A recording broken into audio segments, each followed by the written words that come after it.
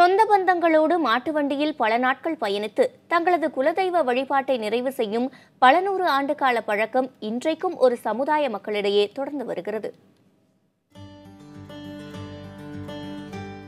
600 ஆண்டுகளுக்கு முன்பு பிழைப்பு தேடி ராமநாதபுரம் மாவட்டத்திற்கு குடிபெயர்ந்தாலும் ஒரு சமுதாய மக்கள் தங்களது குலதெய்வ வழிபாட்டுக்காக விருதுநகர் மாவட்டம் சிவகாசிக்கு 3 அல்லது 4 ஆண்டுகளுக்கு ஒருமுறை குடும்பத்தோடு வருவதை வழக்கமாக கொண்டிருக்கிறார்கள். அதுவும் பழைய நடைமுறைப்படி மாட்டு வண்டி பயணமாகவே வருகிறார்கள். மொத்தம் 15 நாட்கள் விடுமுறையில் 56 கிராமங்களைச் சேர்ந்த சுமார் 2000 பேர் இப்படி குலதெய்வ வழிபாட்டுக்காக வந்து செல்கின்றனர். 500-600 மாட்டு வண்டியில் வருவோம். இப்போ மாடுகள் அரிதாக கிடைக்கிறதுனால பாதி டிராக்டரு, பாதி டாடா ஏசி, பாதி ஒரு 200 மாட்டு வண்டியில் வந்திருக்கான். 50 கார்களிலையும் வந்திருக்காங்க. 18ஆம் தேதி அங்கேருந்து கிளம்பி இங்கே 19ஆம் தேதி சோரம்பட்டியில் சாமி கும்பிட்டுட்டு நான் 3 கோயிலுக்காரவங்க அந்த ராஜகுலராமன், வீரமகாளி கோயிலுக்கும் கூடமுடியார் கோயிலுக்கும் சென்று விடுவோம். சென்று விட்டு 28ஆம் தேதி காலையில் கிடாயை வெட்டி நாங்கள் எல்லோரும் மொத்தமாக சேர்ந்து ஊருக்கு திரும்பிடுவோம்.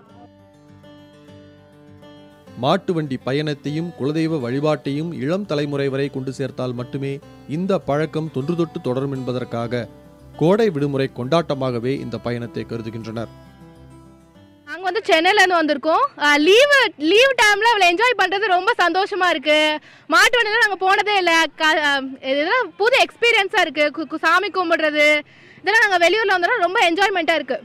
இந்த குழந்தைகள்லாம் ஸ்கூலுக்கு ஒரு வெக்கேஷன் லீவ் வர்றது மாதிரி, வெக்கேஷனுக்கு குழந்தைங்கள்லாம் ஒரு டூர் கொடைக்கானல், ஊட்டி இந்த மாதிரி போகிறத விட அதிக சந்தோஷங்கள் எங்களுக்கு குலதெய்வத்துக்கு போகிறதுனால எங்களுக்கு அதிக சந்தோஷங்கள் கிடைக்கும். சமுதாய ஊர் பெரியவர்கள் கூடி முடிவெடுக்கும் நாளில் எந்த ஊரில் இருந்தாலும் இந்த குலதெய்வ வழிபாட்டிற்கு வந்து சேருவதை கடமையாகவே கருதுகிறார்கள்.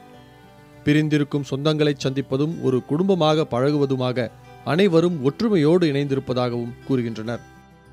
நாங்கள் வெளிநாட்டில் வந்தால் கூட இங்கே ரொம்ப சந்தோஷமாகவும் குடும்பத்தோடு எல்லாரையும் மீட் பண்ண முடியுது. சொந்த பந்தங்களோட சேர்ந்து இந்த ஊருக்கு எங்களோட சந்தோஷமாக நாங்கள் கோயில் எங்கள் குலதெய்வத்தை கும்பிடுறோம். கூட்டு குடும்ப முறைகள் தொலைந்து பொருளீட்டும் பணியில் பல கிலோமீட்டர்கள் கடந்து சென்றாலும் அனைவரையும் ஒரு குடும்பமாக இணைக்கும் பாலமே இந்த குலதெய்வ வழிபாடு என்கின்றனர் அச்சமுதாய மக்கள். புதிய தலைமுறைக்காக செய்தியாளர் கணேஷ்குமார்.